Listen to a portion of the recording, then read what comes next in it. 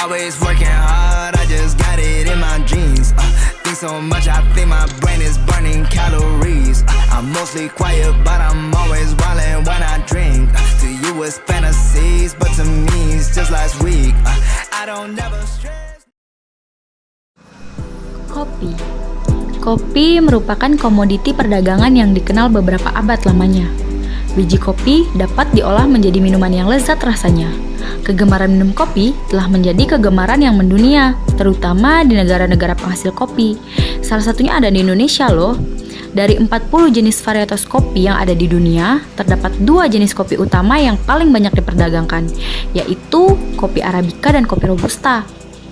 Nah, saya akan jelaskan tahap pengolahan kopi menjadi serbuk kopi yang siap saji, yaitu sebagai berikut. Secangkir kopi dihasilkan melalui proses yang sangat panjang, mulai dari teknik budidaya, pengolahan pasca panen hingga ke penyajian akhir. Hanya dari biji kopi berkualitas, secangkir kopi bercita rasa tinggi bisa tersaji di atas meja kita.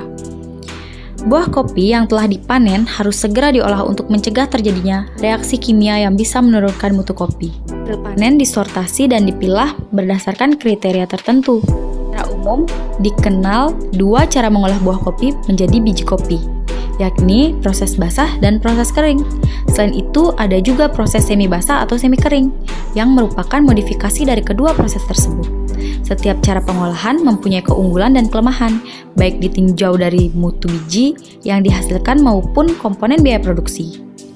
Berikut ada proses pengolahan dari proses basah. Mulai dari memanen buah kopi, lalu mensortasi buah kopi, pengupasan kulit buah merah, fermentasi, pencucian, pengeringan, pengupasan kulit tanduk dan kulit ari, sortasi biji kopi, pengemasan dan penyimpanan. Sedangkan proses pengolahan kering yaitu panen, sortasi buah kopi, pengeringan, pengupasan, sortasi biji kopi, dan pengemasan dan penyimpanan.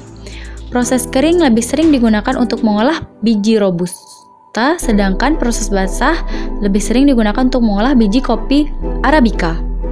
Nah, selain pengolahan tadi, ada pun pengolahan dari biji kopi untuk menjadi serbuk yang bisa digunakan untuk membuat secangkir kopi, yaitu penyangraian kopi.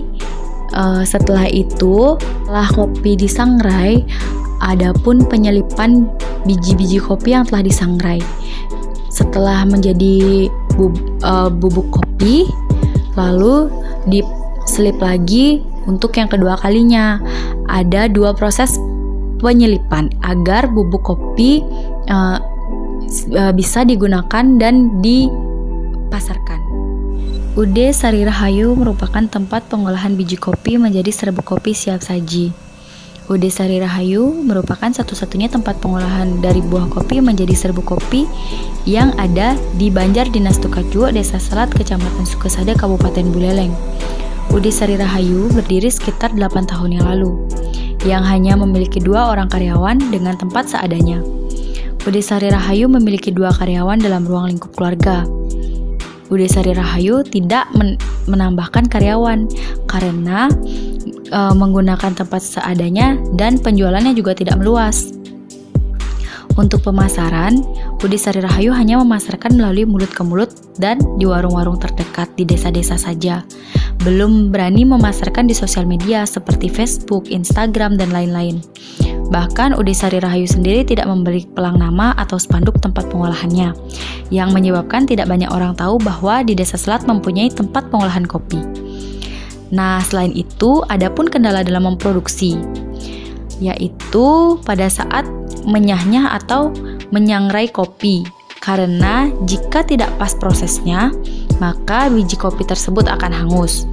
Api tidak boleh terlalu besar atau terlalu kecil. Kematangan kopi harus pas. Saat proses menyah-nyah, kopi tidak boleh ditinggal atau nyeleweng karena itu akan berakibat ke hasil serbuk kopi yang tidak bermutu. Pembuatan kopi ini memerlukan minimal 2 hari dalam pengolahan, di mana terdapat 2 kali penyelipan biji kopi yang telah usai diproses agar benar-benar bisa menjadi serbuk kopi yang siap saji atau langsung seduh. Setelah 2 hari, baru bisa dianggap menjadi serbuk kopi yang siap dipasarkan. Masukan saya terhadap UD Sari Rahayu yaitu yang pertama mengenai proses pemasaran. Saya menyarankan membuat sosial media khusus untuk UD Sari Rahayu atau bisa memasarkannya melalui sosial media pribadi milik UD Sari Rahayu.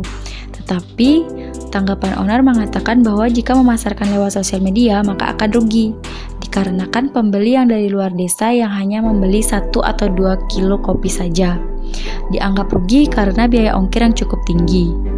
Tetapi saya sendiri sudah memasarkannya melalui sosial media saya. Sedangkan untuk pembukuan keuangannya, UD Sari Rahayu tidak memiliki seseorang bendahara atau pemegang uang usaha, melainkan pemiliknya langsung yang memegang uangnya. Tidak ada pembukuannya untuk usaha kopi ini, karena menurut pemiliknya usahanya belum begitu berkembang.